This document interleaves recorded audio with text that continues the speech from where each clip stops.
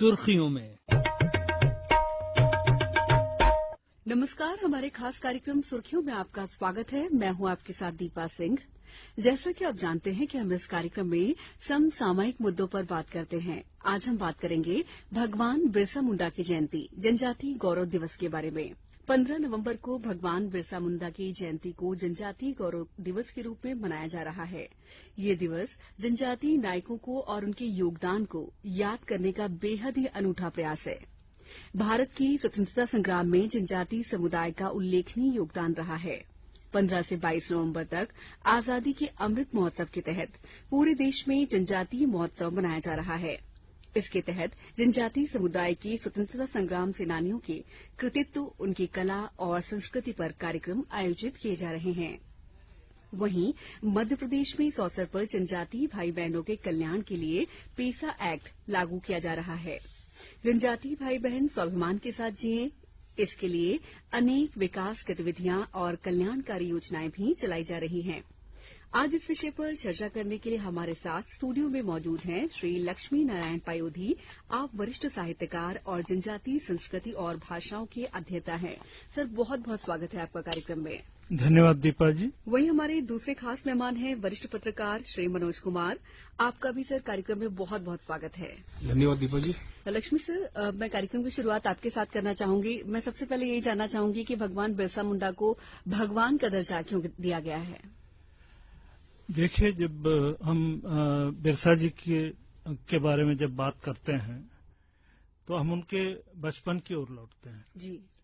बिरसा जी जब उनकी प्राइमरी की परीक्षा, प्रारंभिक पढ़ाई जो है उनके गांव में हुई, उसके बाद उनको एक मिशनरी स्कूल में भर्ती किया गया था। वहां जाकर उन्होंने देखा कि किस तरह से अंग्रेज पादरी जो मुंडा हैं उनकी जमीनों को हड़पते हैं और उनको अपने धर्म से अलग होकर ईसाई बनने पर मजबूर करते हैं जी। तो बिरसा उनका विरोध करने लगे और इस तरह से जब वो बड़े हुए, उनकी पढ़ाई तो छूटी गई थी, वो अपने धर्म के बाद कि सिंह बोंगा ही हमारे ईश्वर हैं, बाकी कोई नहीं है। यदि कोई इससे अलग आपको बहकाता है, दूसरे धर्म को अपनाने के लिए कहता है, तो उनकी बात नहीं माननी है। ये उन्होंने मुंडाओं को समझाया। इस तरह धीरे धीरे वो धर्म की शिक्षा जब देने लगे तो भगवान के रूप में प्रतिष्ठित होते गए। बिल्कुल, तो बहुत अच्छे से हमारे श्रोताओं को आपने समझा दिया कि बिरसा मुंडा जी को भगवान का दर्जा क्यों प्राप्त है। मनोज सर, आपसे जानना चाहूंगी कि जो जनजातीय गौरव दिवस मनाया जा रहा है, इसका महत्व क्या है? दरअसल किसी भी इस तरह के आयोजन के लिए हमें इस बात को ध्यान रखना पड़ता है कि जो हमारे पुरखों ने, वो चाहे हमारे आदिवासी नायक हों या और किसी सेक्टर के, हम इसलिए याद करते हैं कि उन्होंने जो काम किया उससे प्रेरणा लें, उसके आगे बढ़े। नई पीढ़ी के लिए बहुत जरूरी है कि हम इन नायकों के ने जो अपने काल में, अपने जीवन काल में जो बड़े काम किए हैं, उसको आदर्श के रूप में स्थापित करें, समझें, जानें और अपने जीवन शैली को उस तरह से बनाएं। कई बार क्या होता है कि हम जो शिक्षा प्राप्त कर रहे हैं उसमें हमारे पास, हम शिक्षित तो हो जाते हैं लेकिन जागरूक नहीं होते हैं। और जब इस तरह के आयोजन होते हैं तो हमारे समाज में जागरूकता आती है और ये जागरूकता एक ऐसे समाज का निर्माण करती है जो आत्मनिर्भरता और आत्मसम्मान के गौरव को और राष्ट्र के गौरव को आपके भीतर भरती है। इसलिए जरूरी है और इसको एक नए नजरिए से देखा जाना चाहिए। बिल्कुल सही कहा आपने कि शिक्षित होने के साथ साथ जागरूक होना बहुत जरूरी है समाज के विकास के लिए और समाज को आगे ले जाने के लिए। सर पायोधी सर, आपने जैसे कि बताया कि बिरसा जी किस तरह से उन्होंने संघर्ष किया अपने जीवन में, तो आदिवासियों की जमीन और अधिकारों के लिए जो उन्होंने संघर्ष किया है उसको और उनका जो योगदान रहा है, आप उसको कैसे देखते हैं? देखिए, जब भी हम बिरसा मुंडा जी को याद करते हैं तो उनके इसी योगदान के लिए याद करते हैं कि किस तरह से आदिवासियों को उनकी जमीन से और जो वन अधिकार उनके पास थे, वन पर जो अधिकार थे, जो कि आप भी सब भी जानते हैं कि आदिवासियों का या वनवासियों का जीवन जो है वनों पर ही निर्भर है, क्योंकि उनका जो आर्थिक उपार्जन का मुख्य स्रोत जो है वो वन है, वो भी उनसे छीने गए थे। तब उन्होंने देखा कि जो विकास की मुख्य धारा जिसको हम आज कहते हैं, उससे किस तरह से मुंडाओं को दूर रखा जा रहा है। तो उन्होंने जो जमींदार थे वो मुंडाओं से जमीन छीन रहे थे, जो पादरी हैं वो भी कपटपूर्वक उनकी जमीनें छीन रहे थे, उन पर अधिकार कर रहे थे। तो उन्होंने इसके लिए अपने समुदाय के लोगों को इकट्ठा किया और उनके विरुद्ध एक अभियान छेड़ दिया कि जो मुंडाओं की जमीन है मुंडाओं को वापस दिलाई जाएगी और जो पादरियों के पास जमीन है उसको वापस दिलाई जाएगी। वनों पर जो पहले से उनका अधिकार था उसको वापस दिलाया जाएगा। तो इस प्रकार का जो संघर्ष हो लगातार अंग्रेज सरकार के अधिकारियों से और जमींदारों से, साहूकारों से जो उनके शोषण में लिप्त थे, उनसे करते रहे। तो ये एक बहुत बड़ा योगदान उनका था। इसीलिए वो एक महान योद्धा के रूप में अपने समुदाय में बल्कि पूरे देश में विख्यात हुए। बिल्कुल सही कहा सर आपने। कहते हैं कि बिरसा मुंडा जी ने एक अपना धर्म भी बनाया जिसे बिरसाई धर्म कहते हैं। जी हाँ, वो उन्होंने क्या किया, जब ईसाई लोगों ने, पादरियों ने मुख्य रूप से, जो अंग्रेज पादरी थे उस समय यहाँ पे इसी काम के लिए तैनात किए थे और मुख्य रूप से जनजातीय क्षेत्रों में उनको तैनात किया गया था इस उद्देश्य से कि वे वहां के लोगों को, क्योंकि उनको ये एक भ्रम ये भी था कि जो जनजाति लोग हैं उनका अपना धर्म कर्म है, उनके अपने देवी देवता हैं, उनको जो सनातन धर्म जिसको कहते हैं उससे उनका कोई बहुत संबंध नहीं है, तो उनको आसानी से बरगलाया जा सकता है, उनको ईसाई बनाया जा सकता है। तो उन्होंने देखा कि वो सब तो सारे मुंडाओं को ईसाई बनाते जा रहे हैं।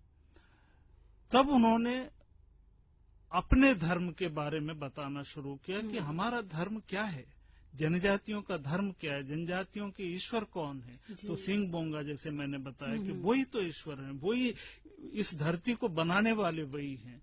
तो उन्होंने जो धरती हमें दी है उसके दूसरे लोग कैसे छीन सकते हैं। तो इसलिए उन्होंने अपने जीवन का एक ही लक्ष्य बनाया कि मुंडाओं को उनकी जमीन वापस दिलानी है। तो ये एक पूरे जनजातीय समुदाय के लिए न केवल एक नई चेतना की लहर थी, बल्कि उनको अपने अधिकारों के प्रति सचेत करने का भी एक उन्होंने संदेश दिया था। बिल्कुल सही कहा आपने। सर मनोज सर, 15 नवंबर से अपने प्रदेश में भी पेसा एक्ट लागू किया जा रहा है जनजातीय भाई बहनों के कल्याण के लिए। तो ये एक्ट क्या है, मैं चाहूंगी कि आप हमारे श्रोताओं को बताएं, जो भी हमारे जनजातीय भाई बहन सुन रहे हैं वो जाने अपने कानून को और उससे उनको क्या क्या फायदे हो सकते हैं।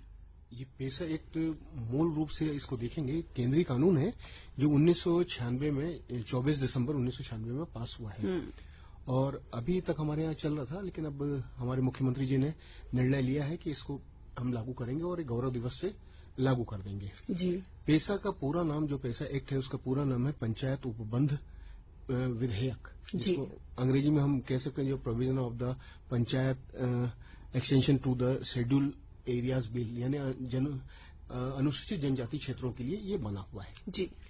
इसमें बहुत सारी चीजें ऐसी हुई हैं जो अभी तक हम जनजाति समाज को अपने से अलग रखते रहे हैं, उनको शामिल करना पड़ेगा। जैसे कि इनके पास जनजाति जनसंख्या को स्वशासन प्रदान करना एक बड़ा इसमें इशू रहा है। अभी होता है कि इलेक्शन हुए, ग्राम सभा हुई, ग्राम सभा में उनको हक नहीं मिल रहा है। अब ग्राम सभा में इनकी भागीदारी सुनिश्चित की जाएगी। उसके बाद प्रत्येक गांव में एक ग्राम सभा तो पहले से भी थी, अब इसमें रहेगा। जो सबसे बड़ा होगा गरीबी उन्मूलन और कार्यक्रमों के लिए ये जो चिन्हित किए जाएंगे, इसमें इनकी भागीदारी सुनिश्चित की जाएगी और इस कानून में इनके लिए एक बंधन होगा कि ऐसा किया जाना जरूरी है। जो और कुछ मूल बातें, जैसे संविधान के भाग 9 के अंतर्गत जिन समुदायों के आरक्षण संबंध में आरक्षण के प्रावधान है, उन्हें अनुसूचित क्षेत्रों के पंचायतों में उनकी जनसंख्या के अनुरूप उनको प्रतिनिधित्व दिया जाएगा। अभी होता था कि एक सामान्य जनजाति का या सामान्य लोग हैं या कुछ लोग अपना कब्जा कर लेते थे। अब नहीं, एक निश्चित तौर पर इतनी जनसंख्या है तो इतने % इनको दिया जाएगा। एक ये फायदा इनको होगा, तो ये अपने अधिकारों को और अपने जो हक है उसको लेने में सक्षम होंगे। और इसी तरह से इसमें तय कर दिया गया है कि आरक्षण की जो प्रतिशत होंगे वो 50% होंगे। जी। 50 से कम नहीं होंगे, यानी पूरी भागीदारी होगी, तब जी। उनके जीवन में बदलाव शुरू होगा। जैसे कि अभी पयोधी जी ने बताया कि जल, जंगल और जमीन इनके मूल जरिया है, खेती बिल्कुल। इनका रास्ता है, लेकिन वो रोक लिया जाता है। जी। अब वो कर नहीं पाएंगे, क्योंकि ग्राम सभा में बैठेंगे तो ये अपने हक में अपने निर्णय लेंगे। और एक बहुत अच्छा कानून है जो मध्य प्रदेश में लागू होने के बाद जनजातीय इलाकों में, चूंकि हमारा मध्य प्रदेश एक बड़ा जनजातीय समाज रहता बिल्कुल, है, बिल्कुल। तो उसके लाभ के लिए मुख्यमंत्री जी का यह कदम बेहद सराहनीय है और इसको जल्दी से लागू होकर इसका फायदा बड़े वर्ग को मिलेगा। बिल्कुल सर, आपने बहुत अच्छे से जो भी फायदे मिलने वाले हैं जनजातीय भाई बहनों को उसके बारे में बताया, पेसा एक्ट के बारे में समझाया।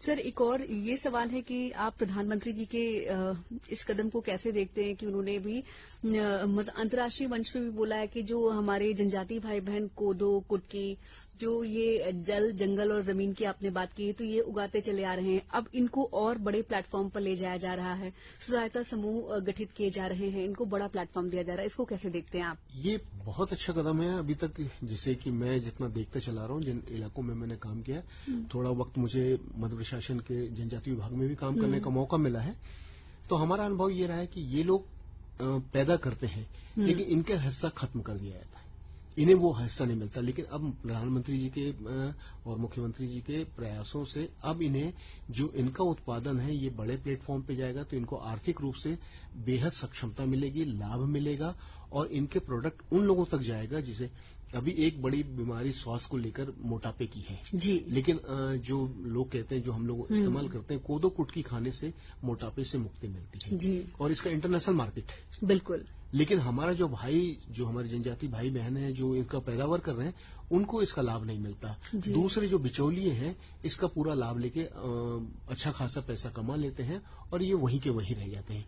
लेकिन अब जो सीन चेंज हो रहे हैं, जो प्रधानमंत्री जी कर रहे हैं, इसका निश्चित रूप से बड़ा फायदा मिलेगा और उनको आर्थिक रूप से न केवल फायदा मिलेगा बल्कि एक ऐसा प्लेटफॉर्म मिलेगा जहां वो अपना पहचान बना सके। बिल्कुल सही कहा आपने। पयोधी सर, आप इस इनिशिएटिव को कैसे देखते हैं? नहीं, ये बहुत अच्छा इनिशिएटिव है और बल्कि मध्य प्रदेश शासन ने तो ऐसे कुछ प्रोडक्ट्स को, ऐसे कुछ उत्पादों को चिन्हित भी किया है जीआई टैग करने के लिए। जी। और इससे निश्चित रूप से न केवल उनकी भौगोलिक पहचान स्थापित होगी कि जनजातियों द्वारा उत्पादित कौन सी चीजें किस इलाके में मिलती हैं, बल्कि उनका पूरा लाभ जो है वो जनजातीय वर्ग को ही मिलने वाला है। तो ये एक बड़ा क्रांतिकारी कदम मैं इसको मानता हूँ, ये जनजातियों के हित में। जैसे इसमें अभी पहले ने बताया, उसमें एक मैं जोड़ना चाहूंगा कि मध्य प्रदेश में एक जिला एक उत्पाद, हाँ, इसको लेकर स्कीम चली हुई है। बिल्कुल, तो इसका लाभ भी इनको मिलेगा और अभी केंद्र सरकार की योजना है कि रेलवे स्टेशन पर, हवाई अड्डों पर एक अलग से स्टोर बनाया जाएगा, ये सामान जहां से रखे जाएंगे और वहां से बिक्री होगी। तो ये फायदा इन लोगों को मिलेगा और अच्छा है कि एक नया कदम है और जो बहुत सालों से किनारे में दूर से दूर अंचलों में बसे हुए हैं, अब वो आ पाएंगे बाहर। बिल्कुल। पयोधी सर, जो हमारे जनजातीय नायक हैं, उनका जो जीवन चरित्र है वो आम जन तक पहुंचाने के लिए, और खासकर हमारी बात की जाए युवा पीढ़ी की, तो उन तक पहुंचाने के लिए किस तरह के प्रयास सरकार द्वारा और किए जाने चाहिए? नहीं, इसमें मुख्य रूप से तो ये है कि उनका जो जीवन चरित्र है वो पाठ्य पुस्तकों में आना चाहिए, विश्वविद्यालयों में और स्कूली पाठ्यक्रम में उनको शामिल किया जाना चाहिए। उनसे संबंधित ज्यादा से ज्यादा उनके चरित्र पर आधारित पुस्तकों का प्रकाशन होना चाहिए, डॉक्यूमेंट्री फिल्म बननी चाहिए और जितने भी उनकी संस्कृति के साथ जो कुछ जोड़ा जा सकता है और उसके प्रोत्साहन के लिए जो कार्य किया जा सकता है वो किया जाना चाहिए, ताकि नई पीढ़ी इन चरित्रों से अवगत हो सके, उनसे प्रेरणा ले सके। सर, मैं आपको बताना चाहूंगी कि मध्य प्रदेश ने नई शिक्षा नीति सबसे पहले लागू की है। उसमें हमारे जो जनजातीय नायक हैं उनके कैरेक्टरिस्टिक्स को बहुत अच्छे से दिखाया गया है, उनका वर्णन किया गया है। सर, आने वाली पीढ़ी को हम अपने नायकों के योगदान को कैसे दिखा सकते हैं? आपका क्या नजरिया है इस पर? सबसे पहले तो हमें इन नायकों को अगर समाज में बिठाना है तो हमें स्कूली बच्चों से शुरू करनी पड़ेगी। स्कूली बच्चों के पाठ्यक्रम में शामिल करें, उनके कल्चरल प्रोग्राम में उनको लेकर आए, उनको बताएं कि कैसे किस तरह के नायक से, चाहे वो बिरसा मुंडा जी हों, टंट्या भील हों या और भी इस तरह के बड़े नायक रानी दुर्गावती हैं, इन सबको केवल पढ़ाने से काम नहीं चलेगा, बल्कि इनको मौखिक रूप से और विजुअल्स के जरिए इनको बताना पड़ेगा, क्योंकि आज ये सोशल मीडिया का दौर है। बिल्कुल। तो छोटी छोटी फिल्में भी हम उनके जरिए भेजते रहें, लगातार इसमें कैंपेन चलाएं कि भाई कौन लोग हैं ये लोग, और भाषा बेहद सहज और सरल होनी चाहिए, न कि वो हम साहित्य के और बच्चे पढ़ नहीं पाएंगे। अंग्रेजी का बंधन नहीं रखा जाना चाहिए। जो भाषा जो हमने कम्युनिकेशन में होता है, जो कम्युनिकेट कर सके वो भाषा रखें, तो इससे बेहतर लाभ मिलेगा और लोगों तक हम पहुंच पाएंगे। बिल्कुल, आपने ये बहुत ही महत्वपूर्ण बात कही कि भाषा बहुत जरूरी है। अगर भाषा कठिन होगी तो हमारे जो छोटे बच्चे हैं उनको समझने में दिक्कत आएगी। सही। सर, राज्य शासन द्वारा जनजाति गौरव दिवस आयोजन और बहुत तरह के कार्यक्रम किए जाते हैं, स्मारक बनाए जा रहे हैं और दीर्घाएं लगाई जा रही हैं, संग्रहालय भी बनाए गए हैं जी। और वनवासी लीलाओं का मंचन भी किया जा रहा है, शहीद मेले भी आयोजित किए जा रहे हैं जी। इन सब प्रयासों से क्या हमारे समाज में जरूर परिवर्तन आएगा? हाँ, निश्चित रूप से आएगा। देखिए, किसी भी, जैसे हम राम कथा को सुनते हैं, रामलीला देखते हैं, तो उसका निश्चित रूप से जनमानस पर प्रभाव पड़ता है, क्योंकि हम उनकी ऐसी बातों को जनता के सामने लाते हैं जो बहुत सकारात्मक है और जो प्रेरक हैं। तो इसका समाज पर, समाज के मानस पर प्रभाव पड़ता है और उसमें धीरे धीरे उनके चरित्र में बदलाव आने लगता है। तो हम निश्चित रूप से मान सकते हैं कि आज जो युवा पीढ़ी है वो देशभक्ति से उतनी परिचित नहीं है कि देशभक्ति क्या चीज है, लेकिन जब उन शहीदों की वीर गाथाएं वो पढ़ेगी नई पीढ़ी कि किस तरह से बिरसा मुंडा ने काम किया, किस तरह से टंट्या भील ने काम किया, जनजाति समुदाय में कितने हजारों हजार जो सेनानी हुए हैं, कैसे उन्होंने अपने प्राणों का उत्सर्ग किया, तो इन सब का एक सकारात्मक प्रभाव पड़ता है मन पर। तो युवा मन पर भी इसका प्रभाव पड़ेगा और निश्चित रूप से उनके मन में भी देश के प्रति एक सकारात्मक भाव विकसित होगा, ऐसा मैं मानता हूँ। दीपक जी, एक उदाहरण मैं आपको बताना चाहूंगा कि मैं झाबुआ गया, जहाँ चंद्रशेखर आजाद नगर जो अब बन गया है, वहाँ चंद्रशेखर जी की एक मूर्ति लगी हुई थी। मैं सुबह गया, चूंकि मैं कम्युनिटी रेडियो वन्या देखता था, तो वहाँ गया हुआ था। तो एक युवा जिसकी उम्र 27-28 साल होगी, वो अपनी छोटी सी बेटी को लेकर आया और वो किसी मंदिर में जाने के बजाय चंद्रशेखर जी की मूर्ति के पास गया और उसे कहा कि इसके प्रणाम करो और पैर छूने के लिए उसे कहा। तो मुझे लगा कि इस समाज में कैसे बदलाव आ रहा है। उस बच्ची के दिमाग में अब कोई धार्मिक छवि नहीं होगी, वो एक वीर की छवि होगी, एक चंद्रशेखर की छवि होगी, ऐसे टंट्या भील की होगी, ऐसे लोगों की होगी। तो ये जो आयोजनों की आप जो चर्चा कर रही थी, इससे समाज में बदलाव ऐसे आता है और अलग अलग जगहों पे बदलाव आ रहा है। चूंकि ये वर्षों बाद ही काम शुरू हुआ है, तो इसका परिणाम हमें कई वर्षों बाद देखने को मिलेगा, लेकिन समाज में बदलाव शुरू हो गया है। और ये जो मैंने आपको उदाहरण बताया, ये इसका जीवंत उदाहरण है कि ऐसे बदलाव आ रहे हैं। बिल्कुल सही कहा आपने सर कि जब भी कोई काम होता है तो उसके सुखद नजरिए, जो सुखद परिणाम होते हैं, वो धीरे धीरे हमको आने वाली पीढ़ी को जरूर मिलेंगे। सर, मध्य प्रदेश सरकार द्वारा शिक्षा और खेल गतिविधियों में उल्लेखनीय योगदान और प्रदर्शन के लिए टंट्या भील राज्य स्तरीय सम्मान जनजातीय युवाओं को दिया जाता है। इस तरह जनजातीय नायकों के नाम पर पुरस्कार दिए जा रहे हैं, इनको आप कैसे देखते हैं? देखिए, पुरस्कारों की भूमिका ये है कि जो लोग इस क्षेत्र में काम कर रहे हैं, समाज के लिए काम कर रहे हैं, जनजातियों के विकास के लिए काम कर रहे हैं, शिक्षा के क्षेत्र में काम कर रहे हैं, उनकी शिक्षा के क्षेत्र में और अलग अलग क्षेत्रों में, कला के क्षेत्र में काम कर रहे हैं, उनको सरकार पुरस्कृत करती है। वो पुरस्कार किसी जनजातीय नायक के नाम पर होता है, तो उसका असर ये होता है कि जो पुरस्कार लेने वाला है वो तो इतना काम कर चुका है कि उसे उस पुरस्कार के लिए चुना गया है, लेकिन उसका प्रभाव नई पीढ़ी पर या दूसरे लोगों पर ये पड़ता है कि इस तरह का काम करने से हमको ऐसे पुरस्कार मिल सकते हैं और हमारा यश हो सकता है, हमारी प्रतिष्ठा बढ़ सकती है।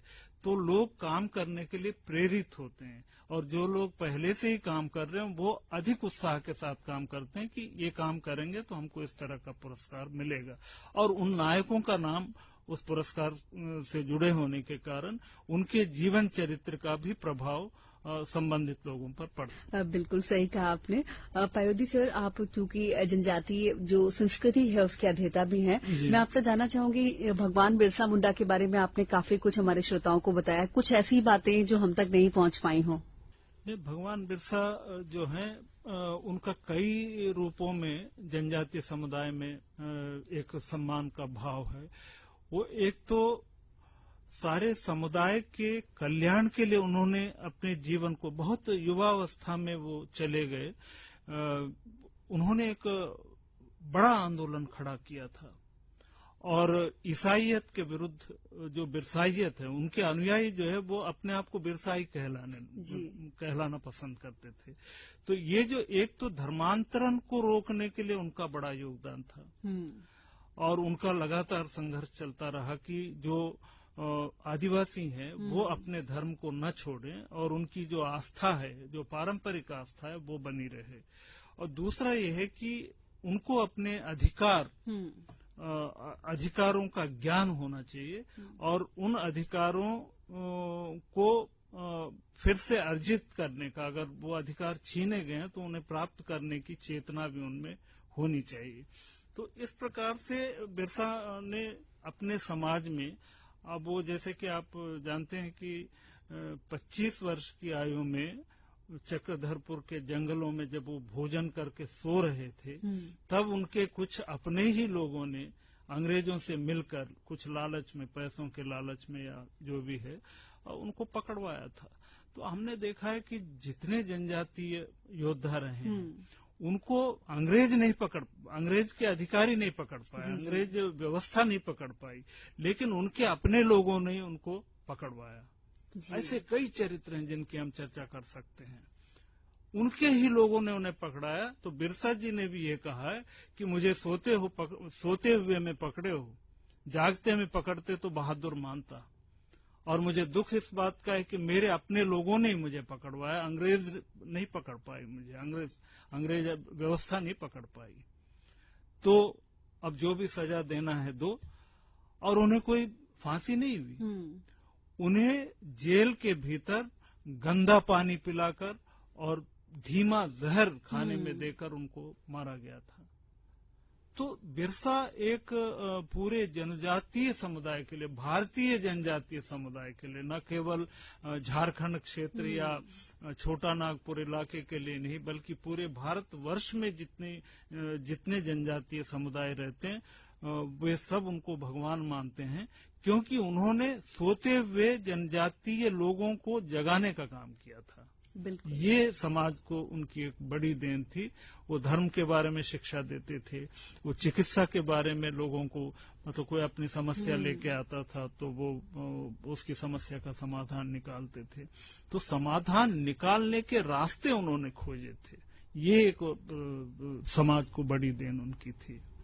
आमतौर पे, जैसे मैं पहले जी की बात को आगे ले जाऊंगा, बिल्कुल, आमतौर पे ये माना जाता है कि बिरसा जी झारखंड के थे या बिहार के थे, तो वहाँ के दरअसल ऐसे लोग किसी राज्य के या किसी सीमा से बंधे नहीं होते हैं, ये राष्ट्र नायक होते हैं जी। और राष्ट्र नायक भी इसलिए कि जैसे कि आमतौर पे ये भी माना जाता है कि जनजाति समुदाय में नशा को बढ़ाया जाता है, लेकिन बिरसा जी ने जो बिसाई धर्म बनाया वहाँ पर मांस, मदिरा, बीड़ी और तंबाकू लेना निषिद्ध था। सही। तो ये अपने आप में एक बड़ी बात है, इसको लोगों तक पहुंचाने की जरूरत है कि हर जनजाति समाज ऐसा नहीं होता है। तो सही। बिरसा जी को भगवान मानने के पीछे भी एक कारण ये है कि उन्होंने वो ये नशा करो या करो नहीं, आपको सादा जीवन जीना है। और सफेद कपड़े पहनते थे वो जी, और उनके समुदाय के लोग सफेद कपड़े पहनते थे।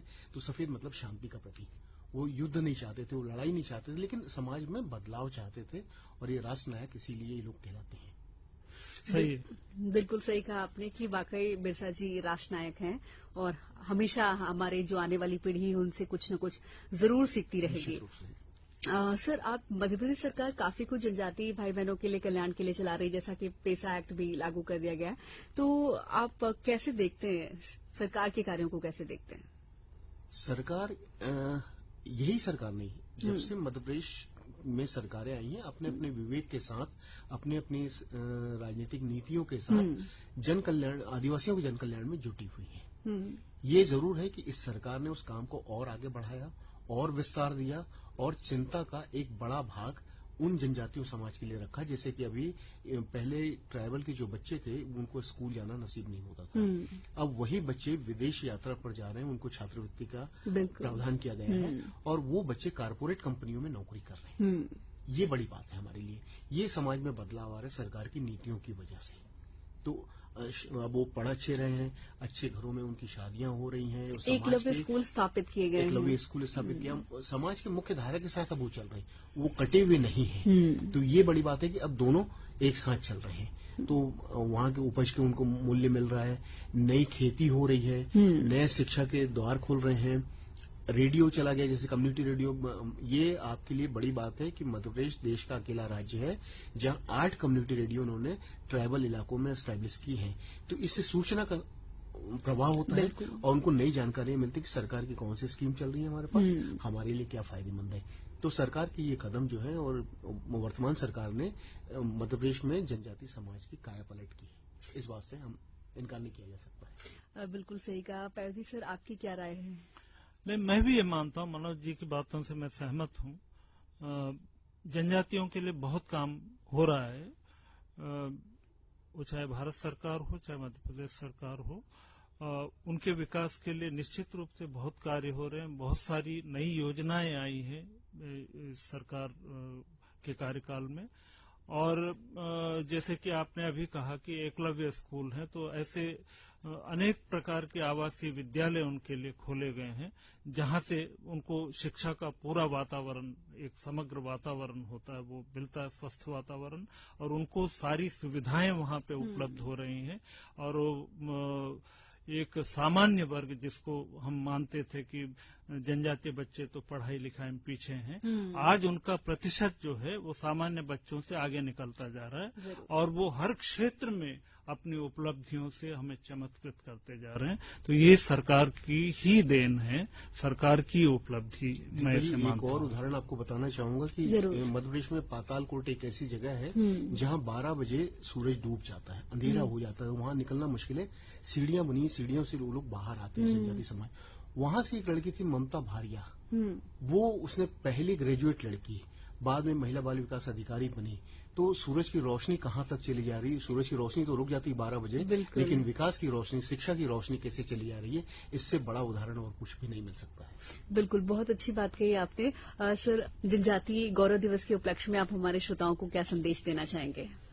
सबसे बड़ा संदेश तो क्या होगा कि मैं खुद ही संदेश लेने के लिए हूं, लेकिन मेरा सुझाव ये होगा कि जो हमारे राष्ट्र नायकों ने जिस तरह से काम किया समाज के लिए, देश के लिए, हमारे स्वाभिमान के लिए, आत्मरक्षा के लिए, हम उनके रास्ते पे चलें। और जैसे कि बिरसा जी ने मांस, मदिरा, बीड़ी, तंबाकू से दूर रहने का कहा, हम ये सब कर लेते हैं तो हम खुद को तो काबिल बनाएंगे, समाज को भी एक संदेश देंगे कि कैसा हमारा समाज हो। और हम सब चाहते हैं कि निरोगी समाज हो, और निरोगी समाज के रहने के लिए नशे से दूर रहना जरूरी है। और राष्ट्र नायकों का ये संदेश हम आत्मसात कर लें।